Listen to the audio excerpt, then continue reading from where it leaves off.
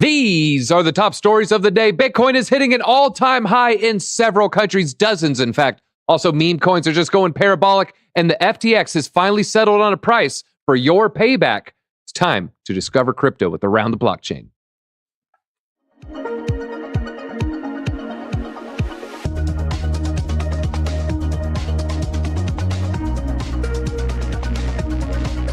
Thank you for joining, everybody. Make sure you hit that like button because we got 3 phenomenal guests on today. Jenna in the green square with the green background, like the green candles of today. Jenna, how are you doing today? I am fabulous, Doozy. I am green like the memes and Bitcoin. Excited to be here. All right. Also on, we have Gary Cardone, and you'll see the tentacles in the background because he's trying to put his tentacles on more Bitcoin. As always, Gary, how are you doing today? Doing awesome, guys. Great green day. Big. It is a very, very great green day. And then last but not least, hailing from Tokyo, we have Moonin Papa, and Bitcoin's an all-time high in your country. How does it feel? It's wild, man. Everything right now is super surreal, and I don't want it to ever end. Oh, this music will never quit playing. We'll never run out of chairs to sit on. All right, folks, we'll share my screen, actually. We just missed Japan. Here, we'll let this play through all the way, at least till we hit the M's again, Owen. These are the countries where we're seeing Bitcoin hitting an all-time high, folks. It is setting in dozens of countries: China, Canada, India, Japan, Egypt, many countries. We're almost all the way back there. Egypt, Ethiopia, you can see them there. Bitcoin very, very close in the U.S. as well. And I found this surprising. Not just U.S. where it hasn't hit all-time high, folks. I looked, where is the country who has basically the strongest currency against Bitcoin? And it is the Mexican peso. The Mexican peso is actually the furthest from the all-time high. Let's see. The all-time high in November 21 in Mexico, 1.4 million pesos. Right now, Bitcoin's only 1.1. So shout out to the peso. Hit that like button for the peso. Stronger than the dollar, stronger than our Canadian northern neighbors there. Now, there's many reasons why Bitcoin is pumping. Jenna, I mean, we have some say it's inflation, some say the ETFs, some say it's the halving. What are your thoughts? If you had a pinpoint, all right, this is the number one reason. Why is Bitcoin flirting with new all-time highs? I think it's the scarcity factor. I mean, yeah, we have the halving, but Bitcoin could go up or down before a halving. So I really think that it's the scarcity shock. And we're starting to see all of these different articles come out, and everyone's like, you can't buy Bitcoin on the exchanges. There's less and less and less. And I think, last week we saw one of the funds, or actually a few of the ETFs, buy up 8,000 when only like 800 Bitcoin were actually mined that day. So that's insane, right? So I think that that's a huge push. I think the FOMO, retail investors are buying like 10% more every week than they used to be. So we're seeing bull run prices. I think we could go parabolic, but I definitely think that we're going to blast through this all-time high this week. All right, blast through this week. Very, very bullish. Now, Gary, I'm gonna throw you one from the no coiner crowd. I always hear this from the no coiner crowd, because Jenna brought up the scarcity value of Bitcoin. It's a very scarce asset. There's a scarcity factor. I've heard a retort from the no-coiners. They say, well, Bitcoin is not scarce because it's infinitely divisible. What would you say to that person when they tell you that? Depends on if they were below the age of 20. Okay. If they were and they went to school in the last 20 years, I'd probably give them a little break. Okay, all right. Math issues. I understand. For the people who maybe got some sort of education, who can add 2 + 2, what would you say to them? And yeah, good point on today's education system. I would agree. That's like saying that because 100 pennies makes up $1, that pennies aren't worth having, which is the truth. But I'm not sure it's because there's 100 pennies in $1. I mean, that's all this division is about. It allows for people in the future not to worry about what the price of Bitcoin is, and they'll be priced in Satoshis. One day we won't even talk about Bitcoin. What do you think we'll talk about? It'll just be things will be priced in that asset, and it's just like a normal thing, like oxygen? Well, yes, exactly. It just becomes ubiquitous for everything we do. We throw pennies away now, right? Like I literally won't keep a penny if 7-Eleven gives it to me. It's too much trouble. And they That's stink. They make your hands stink. Yeah, exactly. They're probably happening in nickels and dimes also. So that's all the divisibility is about. It's going to allow for us to own. Let's imagine that I have a 100-ounce bar of gold, which is really, really hard to hold. What if I could fracture that down to 10 decimals? I could just have a special little knife that would carve off 1/1,000,000th of a Bitcoin. I can hand it to you, or in this case, gold. And see, that's the problem with gold, because the smaller you make those fragments, the premium to do that goes up. To refine that, send it into a machinery, they add prices to it. So 1/1,000,000th of a piece of gold is literally like, it's not economical to do. Bitcoin, the 0.0000000000 was designed as a solution for somebody that could never own Bitcoin. They'll own a fraction of the Bitcoin, and they won't feel inferior about it. All right. Well, now they're maybe feeling kind of good. And Moonin Papa, they just watched a Gary Cardone video. They feel like, okay, maybe I should buy this thing. You have this relative. You told them about crypto last Thanksgiving. They didn't listen to you, of course. Now they're calling you and they say, hey, should I buy some of them Bitcoins? What would you say to that person? Yes, I would say yes. I actually did a crypto seminar. This is also a PSA. If you're in crypto, it's your job to tell people about Bitcoin. It's your job to tell people about crypto. So I did a seminar for some of the teachers at my school just to help them understand what Bitcoin is. I didn't go into dog with hat. I didn't go into all these meme coins, just focused on Bitcoin and people ask like, well, how many Bitcoins should I buy? It's like, with the teacher's salary, you won't be able to buy one, really. But if everyone can get to the point where you can get 0.01 BTC, most sources say you're set. And if you're waiting for a pullback, that's also not such a great idea. Will a pullback happen? Yeah, definitely will. We're not going to just see an up and to the right only market forever. But if you're waiting for a pullback, you're going to be on the sidelines. It's going to create anxiety. You're actually going to be in a better spot to take a smaller position and buy some now. And then if the price comes back to where you had originally bought or a little bit lower, then you can buy a little bit more. Like, this isn't the kind of market where you're like, okay, well, it's like 2022. I'm just waiting for lower prices. Like, I'm going to wait for 30K. It's like, that's probably not going to happen. So yes, buy some Bitcoin, specifically start with Bitcoin first, even though it's grandpa in crypto, but it's worth having for a good reason. Like Gary mentioned, like, it's just the long-term play, like 100% long-term play. Will Dog with Hat be here in 10 years? I don't think so. Maybe.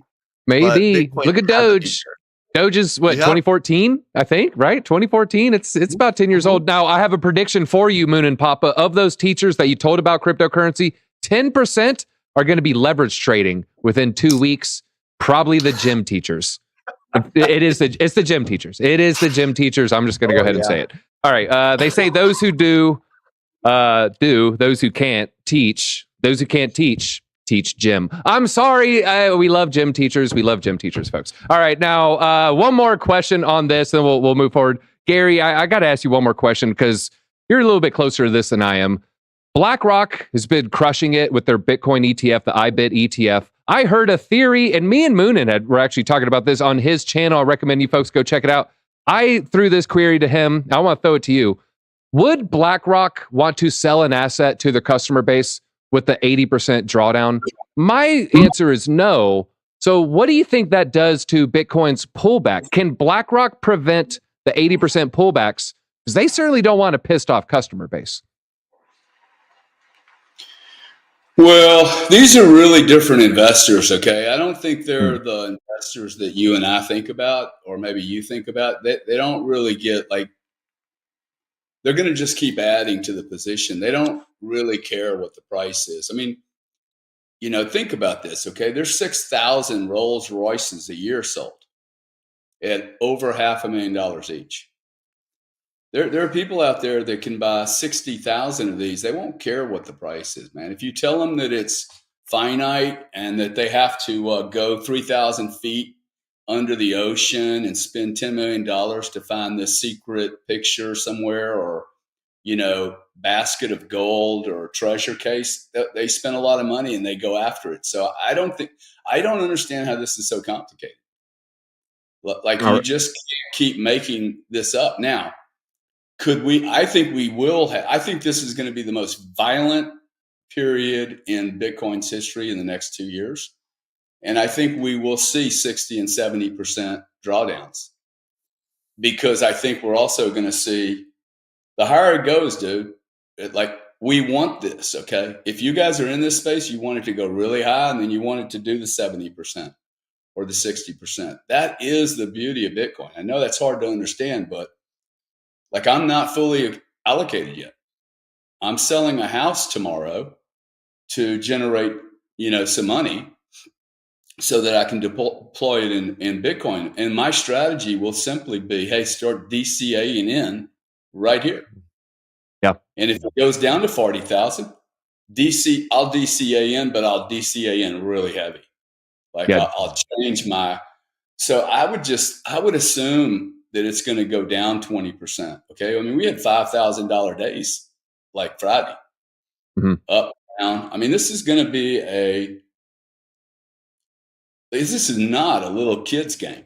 Okay. This is a really, if you really think about this, I met a guy the other day, a great friend of mine I've known for 12 years. He bought 560 Bitcoin at $400 each. I never knew it. He never told me. He just told me and said, hey, I'm going to wait till I can get my 50 million out, which would be $100 million for him. I mean, $100,000 Bitcoin. And he will sell probably some or all of his position. So we need to find the price where the long-term theoretical holder who he invested in this at $3 on the ethos of Bitcoin, we have to rip those coins out of his hand and figure out what is his religion worth, right? There is a price though. And, I'm just one last thing. I'm hearing a lot of people go, hey, I'm never going to sell, never going to sell. Really? Well, you will sell when you see the price go to 200 and then it drops to 120. You'll probably sell on the sales side. When this thing gets violent, you go, oh my God, I had $4 million. See, it's really the wife, right? The wife's going to be looking at this going, dude, we had $4 million and now we're back to 300 or we're back to 600.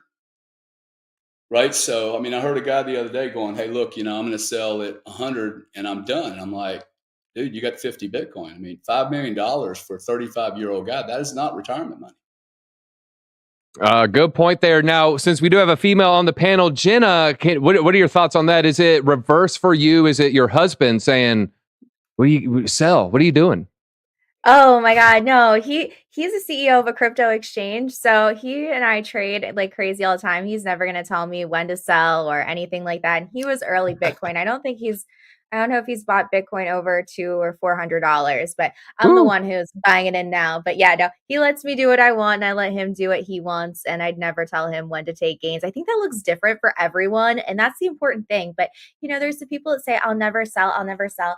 You have to do what's right for you, what makes sense. But that is what makes me think that, Bitcoin is meant to be a store of value. It's not meant for payments and payments processing, et cetera. And that's why we have other tokens. But I'm not going to mention them right now, DZ, but you already know what I'm talking about. All right. Well, speaking of a store of value, we're going to take a little departure from Bitcoin here. We're going to talk about meme coins for a minute because meme coins have been ripping lately. Huge gains. Share my screen. This is the 7-day. I'll probably do the 24. Oh my. This is the 7-day chart, folks. Number 1, Pepe, Floki, Shiba, Bonk, Dog with Hat, Dogecoin, and then we have some actual projects down below that. But look at that. Oh, man. 24-hour Pepe is up 30%. Jeez, these have large market caps, folks. Shiba is up 55% with a $20 billion market cap. Bonk, 64% with a $2.7 billion market cap. Dogecoin, $25 billion market cap. This thing has moved 100% in the past 7 days. A little bit of, maybe good news for the Bitcoin maxis out here. Leading liquidations outside of the top 5 coins was Pepe. Pepe, even though it's ranked number 44, came in number 4 on liquidations after Bitcoin, Ether, and then Dogecoin. So Pepe, a lot of people losing money on Pepe because they're betting on the price going down, and then the price keeps going up, and the short sellers are just getting wrecked left and right. Sheeb's up 200% for the week. Doge, almost 200% right there.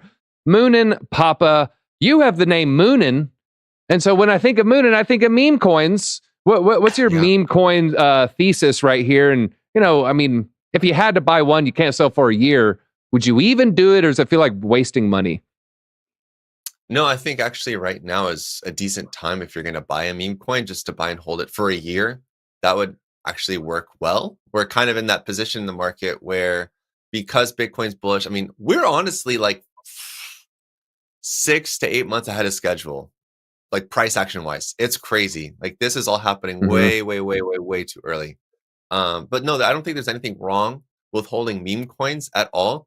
I think though that if you're up, if you pulled like a 5x in a week and you haven't sold any yet, it's not profit. It's not profit till you'll sell some. But why is this happening? The thing that I like to say is that we're seeing a reverse waterfall effect right now, because we're having all of these short sellers that are hoping to sell the top and then buy it, rebuy it back at a lower price. But with futures and leverage, when the price just keeps pushing up higher and higher, their loss equals their margin. Therefore, the exchange says, thanks for playing. And then they take their money, and then they have to, panic buy those funds back, or that position back. We're just seeing a reverse waterfall effect where it's just going these bigger levels where people are betting more and more as the price goes higher, because they want to try to short the Pico top. Again, it's like, look at the trend, guys. The trend's up. Just go with the trend. It's way easier to pull like a 10% move with 10x leverage. There you go. You got your 100%. Good job. Now you pull out your position, and then you can buy the actual tokens and sit on it, right? Like, this is not a market for shorting right now whatsoever. I've been saying this all over the place. It's not. Go with the trend. You're going to have a way healthier, a way better mental experience with this market right now. I'm not saying you have to go long only, but man, you are going against the trend to a crazy degree to short this market right now. All right. Well, I do have another question for Gary here. And, I'm thinking about 2021. The biggest onboarder, in my experience, at least what I saw, was meme coins for people getting into crypto. You could blame Elon Musk and Doge. You could blame Robinhood, GameStop, that whole meme crowd there. You just blame it on your coworker making a bunch of money with the dogecoin. Do you think that will continue? What will be the biggest onboarder for this cycle? Is it going to be Bitcoin, or will it be meme coins this time again? No, dude, it's going to be the ETFs this time. They're going to be King Kong. If you haven't watched King Kong in a while, you might want to go check it out, because I think that is the analogy. It's either Godzilla or King Kong. I think it's very difficult for us to imagine this much money. Most people have never seen people with, hey, I'm going to go put $50 million into Bitcoin. A 80-year-old man the other day told me, hey, my first move into Bitcoin's 20 mil. That's his first deployment, probably because he wants his son to see how advanced he is. But look, all these older guys are maxed out on all their other investments. There's no place to put their money. So this is a one-way ticket here. This is, if you're willing to wait 4 to 6 years, I think most of the people that have been in crypto for the prior 10 years will probably get out. And this will be a market where once you lose your coins, you can't get them back. You can't get a position back at the same price without wait. Maybe you got to wait a long time, which is okay if you want. There's other places to invest money. There'll be real estate. There's going to be a lot of real estate opportunities here in the next 2 years. But I agree with Moonin. This is not a market. In fact, I would suggest that if people watching this broadcast are shorting the market, they're probably already doing something they shouldn't be doing, because it's a very serious game, shorting markets. You're going to have people with one trader will have 2 quant guys doing math for him on Sundays and figuring out where you guys are going to puke. And they will know. They'll do surveys, man. They'll be sitting in these spaces, okay? Having AI do spaces about, hey, how emotional are you? You got one thing we do have to admit, this 15-year journey is full of emotion. It's almost like a high school full of high school players, right? And I'm not saying anything bad about it. And even the comment I was making about, hey, you know, the wife is going to say to the guy that made 4 million, now it's down to 400, whoever the family member is, right? Those dreams, hey, we're going to buy a ranch, and then, you know, the cycle doesn't play out, and then they can't buy the ranch. So everybody has dreams, and those dreams may not all be, I want to hold 200 Bitcoin, right? For 10 years. It may be a different dream, living in a great house, traveling, doing whatever. So I think we will find those out, and the ETF's going to flush all of this out in the market. It's just too much volume, man. All right. We'll see a couple of chats. I want to say a shout out to Crypto Blood. Crypto Blood is in the chat. Someone took Grant Cardone's course, made him a heck of a salesman back in the day. Shout out to all the cold sellers out there, door-to-door knockers. I used to knock on doors. I used to do cold sales. It will build you a superpower. So go ahead and hit that like button if you've ever done anything like that, folks.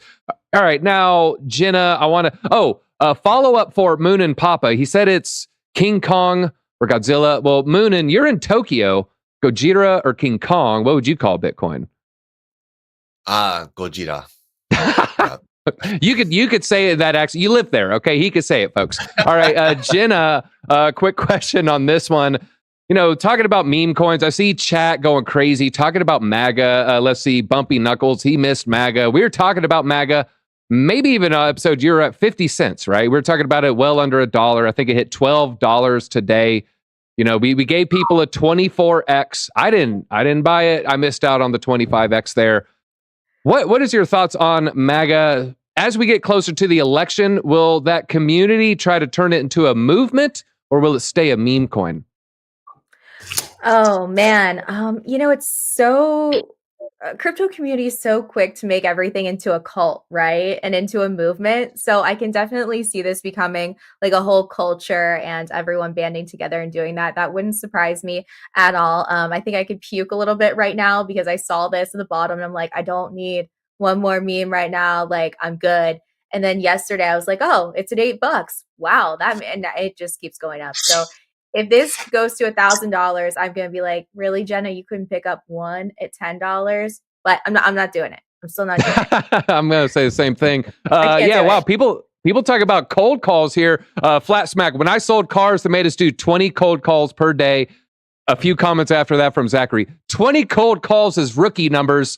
Looks like Flat Smack, you don't get any coffee. No coffee for Flat Smack. Hey, that's only for closers. All right, let's talk about SBF's final rug pull, everybody. You see this watch? I love that movie. Glengarry Glen Ross. You see this watch? All right. FTX claims offer odd price discrepancy. If I could share the screen real quick. What the heck does this mean? Folks, these numbers are going to shock and appall you. It's the $8 billion loss here. But these are, I'm sorry you have to read this with me, folks. It's that bad. They froze. They did a snapshot November 22, 16,000 Bitcoin. So if you lost a Bitcoin, you're not getting 65K back. They're going to give you $16,000 fiat, $16 for a Solana, and then only $1,200 for Ethereum right there. A lot of people very, very upset. You're missing out on a 690%. I didn't plan that one. Dang it. 690% surge for Solana, 275% pump for Bitcoin, almost 2% pump or 200% pump for Ethereum. FTX is selling $7 billion in assets to settle the claims for 9 million customers.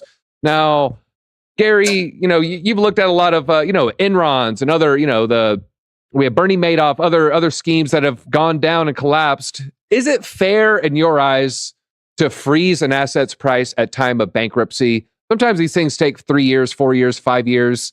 I mean, what are your thoughts on that law where it says, time of bankruptcy, freeze the prices?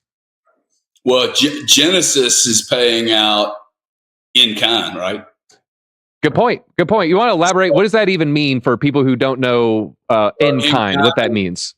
So let's say that I was sitting at Genesis and they go bankrupt and they do a workout. One thing that's worth noting is that if you had coins on a wallet and it got stolen, you're not getting anything back.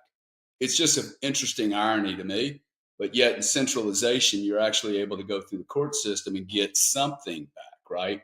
So there is some balance between self-custody and having a legal system. And that's why there's going to be a flood of money into the ETFs, because rich people love the ability to sue other people.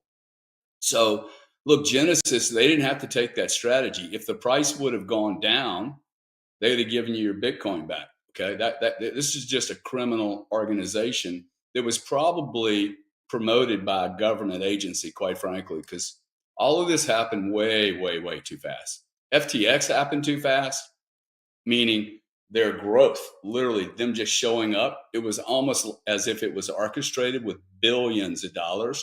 I mean, I'm not a salesman. I've been doing business development my whole life. That guy did more in 4 years than I've done in my entire career. And like, I work hard, man. So like, I don't know who he knew or who knew him, or but they did not have to take that path, and they did. So they definitely screwed the user, and Genesis is showing that they're getting all their money. So if you had 100 Bitcoin at $4,000 in Genesis, you're getting your 100 Bitcoin back. You're getting it back. Today's price happens to be 69. So that's the way it should work. If you gave somebody something, they should give it back to you in kind, as it was when you gave it to them. I would agree. Someone in the chat, what is Celsius going to do? They gave about 30 cents on the dollar, and they just rolled everything into Bitcoin and ETH, and then paid you in that. So full reference. I'll go tell folks, I lost 2 ETH. I figured I'd play with it. I put 2 ETH on that platform to stake. They rug pulled. They stole my ETH. They paid me back.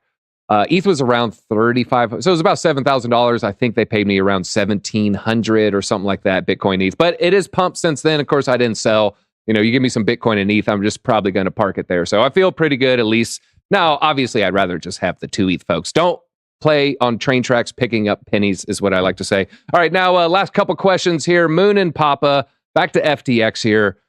If FTX were to reboot with a brand new CEO, we've kicked him out, hand selected by John J. Ray, or it is hand selected by you. You chose him. Would you use FTX again, or is that too toxic a brand to ever exist in crypto again? I mean, I think there's a reason why Bernie Madoff didn't actually have another company or another fund. I think FTX is done. People actually... So I talked about my coworkers and doing this crypto seminar. People brought up FTX. People say like, what happened to that Sam SBF guy? Is he still like, people have not forgotten, and they're normies. They're not in crypto. There's no way that FTX can resurrect unless like Gary said, like there's someone behind the scenes orchestrating everything and getting someone in the right place at the right time.